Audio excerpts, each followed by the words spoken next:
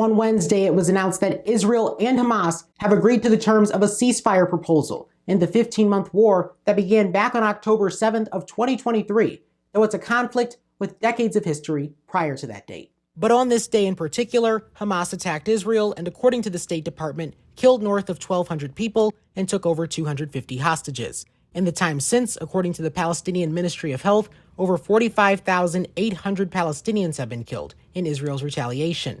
It has created a dire humanitarian situation in Gaza, one that's getting attention from all over the world. Here's reaction to Wednesday's deal from a couple different perspectives. We begin with the Jewish Federation of Greater Toledo, which responded to ceasefire news by sharing a statement from the Jewish Federations of North America, which read in part, "We've held our close Israeli brothers and sisters who have suffered, been displaced, fought in reserves, struggled to keep their businesses afloat, and worked to keep their families and communities alive. There is much work to be done and significant uncertainty ahead, but we are hopeful that the first phase of this agreement will pave the way for the remaining hostages to be reunited with their family, for hostilities to end, and for an era of security and rebuilding for both Israel and her neighbors." I also caught up with the Toledo chapter of American Muslims for Palestine to get another perspective. There's definitely a lot of work that still needs to be done.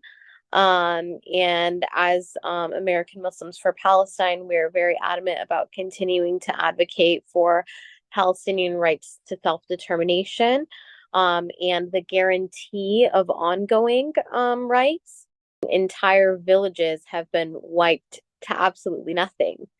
And so the idea of people going back to their homes, I don't think they have homes to go back to. President Biden explained the terms of the deal that was reached between Israel and Hamas, which his administration helped to broker. He breaks it down into three phases, the first being a, quote, full and complete 6-week ceasefire that allows for humanitarian aid to move in, hostages on both sides to be released, Israeli troops to withdraw from Gaza's population centers, and Palestinians to return to their neighborhoods.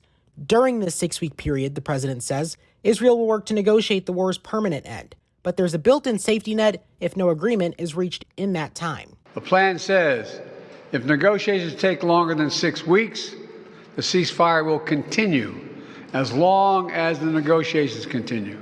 Phase 2, the president says, will bring a permanent end to the war, the release of all remaining hostages, and withdrawal of all Israeli troops in Gaza. After that comes Phase 3, which the president says will involve the remains of those hostages who perished being returned to their families, as well as a, quote, major reconstruction plan for Gaza being put into action. Reporting in Toledo, Ohio, I'm Jaden Jefferson.